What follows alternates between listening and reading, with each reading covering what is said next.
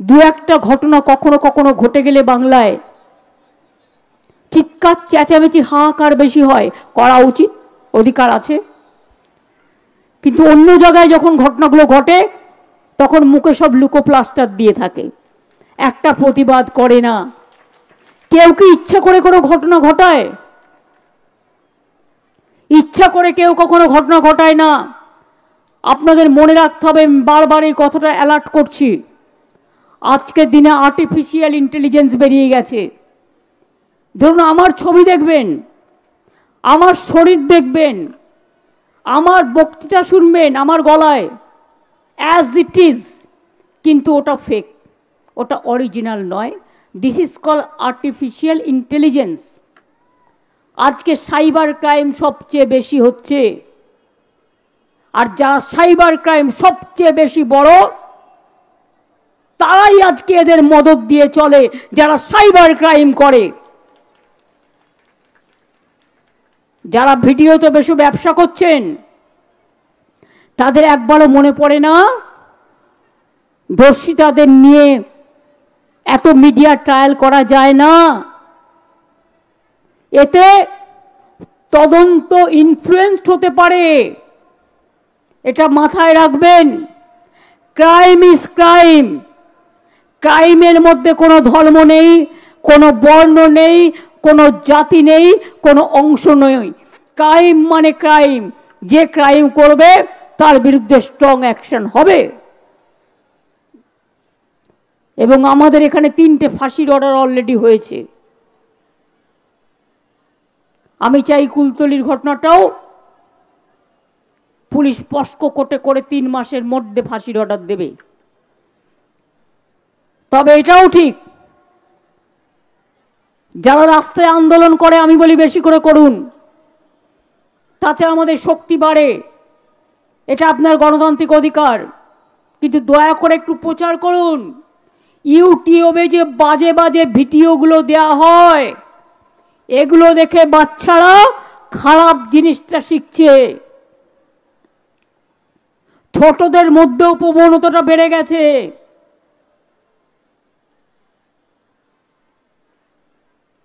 তাদের আমি দোষ দিই না। যত সিরিয়াল দেখবেন ক্রাইম দেখায়। আমি বারবার বলি ক্রাইমগুলো দেখাবে না।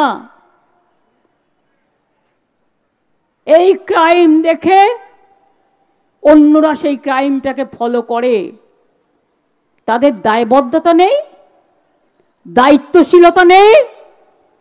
শুধু পুলিশকে গাল দিলেই হবে আর আমাকে গাল দিলেই হবে।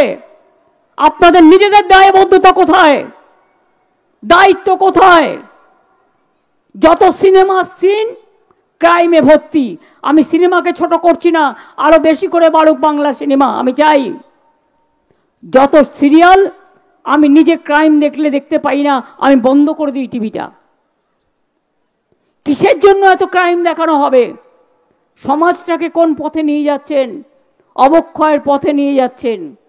আর পুলিশকেও বলবো, যখনই এসব দেখবেন উল্টো পাল্টা নিউজ ছড়ানো হচ্ছে, আমি মেয়েদের দায়িত্ব দিয়ে যাচ্ছি। ছেলেরা টাইম পায় না, স্টেট লিখে ওপরে লিখবেন ফেক। ওই ছবিটার ওপরে নিজে থেকে ফেসবুক টুইটার করবেন ফেক।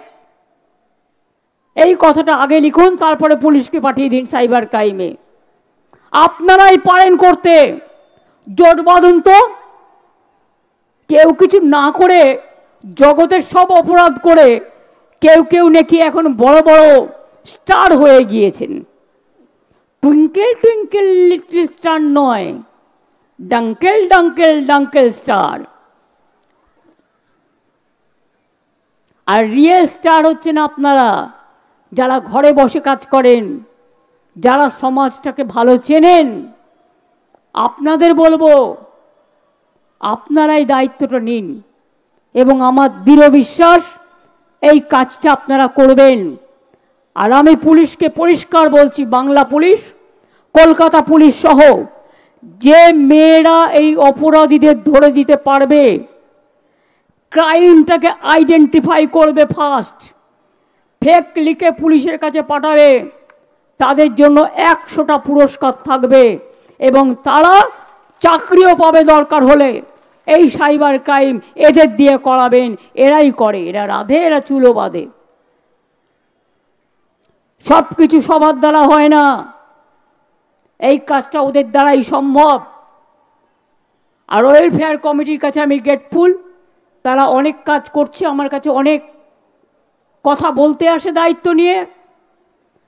কেউ কেউ আবার ফেক ওয়েলফেয়ার কমিটির নামে বদনাম করে বেড়ায়।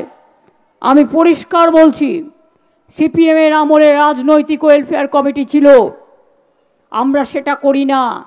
নিউট্রাল ওয়েলফেয়ার কমিটি আছে, তাদের প্রতি পূর্ণ সমর্থন আমাদের থাকবে। আর তোমাদের বিরুদ্ধে কে কি বলল কি না বলল, ডোন্ট কেয়ার। রাজা চলে বাজার তো কুত্তা ভুকে হাজার, এটা মাথায় রাখতে হবে। যে কাজ করবে গালাগালি সেই খাবে, এটা আজকে কলিকালের নিয়ম। আর যে কাজ করবে না, কে তাকে গালাগালি দেবে? তারা নাকি সমাজের বড় বড় ত্রাতা। কেউ কেউ বড় ভাবছে তারা ভগবানের থেকেও বড়। এত বড় ভগবান যে তার আগা পাশ তারা দেখা যায় না। মনে রাখবেন, আরো স্ট্রং হতে হবে, কুললি কাজটা হ্যান্ডেল করতে হবে। ওপরে থাকবেন কুল আর ভেতরে থাকবেন বোল্ড, এটা মাথায় রাখতে হবে। Be rough and tough and sometime be soft. আপনাদের কাজের ধারা হিউম্যানিটি, মানবিকতা, মানবিক দিকটাও দেখবেন। আর যারা শয়তান, আমি হই আর আপনি হই, তাদের কোনো রকম ক্ষমা করবেন না, সে যেই হোক। Take strong action. Government is absolutely behind the police forces. সত্যের জয় হোক। মা দুর্গা অশুভ শক্তির বিনাশ করুক, শুভ শক্তির জয় করুক, এটাই মায়ের কাছে আমার কামনা। এটাই মাকে বলবো, জাগো মাগো জাগো, সবার বিবেক জাগাও, আবেগ জাগাও, সত্যকে জাগাও, সংস্কারকে এগিয়ে নিয়ে এসো, মানুষকে মানুষের মতো ভাবতে শেখাও। আজকে আপনি যে 10 জনকে গালাগালি দিচ্ছেন, একবারও মনে করেছেন তারও একটা পরিবার আছে? আপনার পরিবারের দাম আছে, আর অন্য পরিবারের বুঝি দাম নেই? সব পরিবারই দাম আছে, সব পরিবারের দাম আছে। এটা কিন্তু বোঝা দরকার। কখনো কখনো বোঝাতে হয়। আমি 21শে জুলাই একটা বক্তৃতায় বলেছিলাম, অনেকে আমাকে ক্যাঁক ক্যাঁক করছে, করতে দিন, ওদের খ্যাঁক খ্যাঁকে গলাটা করে যাক। আমি আমার কথা বলবো। আমি আমার কথা বলছি না, রামকৃষ্ণ পরমহংসদেব যিনি আমাদের পথপ্রদর্শক, আমি তার কথা বলছি। তিনি কি বলেছিলেন? একটা সাপ তার কাছে আসছো, তিনি কথা বলতে বলতে কথা বলতেন। তিনি বলেছিলেন, সাপটি তাকে এসে বলেছিল, তিনি বলেছিলেন সাপটাকে, তুমি কাউকে কামড়াবে না। কিন্তু সাপটা একদিন এসে বলল, প্রভু তোমার কথায় আমি তো কাউকে কামড়াই না, কিন্তু আমাকে অনেকে ঢিল মারে, লাঠি দিয়ে মারে, দেখো আমার গা দিয়ে রক্ত বেরোচ্ছে, তুমি আমাকে কামড়াতে বারণ করেছো, আমি তোমার কথা মেনে চলছি, কাউকে আমি কামড়াচ্ছি না, কিন্তু আমার উপর অত্যাচার হচ্ছে, তুমি আমাকে পথ বলে দাও। তখন ঠাকুর বললেন, আমি তোমাকে কামড়াতে বারণ করেছি, কিন্তু আমি তোমাকে ফোঁস করতে বারণ করিনি। মানুষের অধিকার, অধিকার সবার আছে, আপনারও আছে, আমারও আছে, আমাদের সবার আছে। আমি ছোট নিচুর মধ্যে ভাগাভাগি করি না, আমি ছোট বড়র মধ্যে ভাগাভাগি করি না। আর মনে রাখবেন, পুলিশ পুলিশ নয়।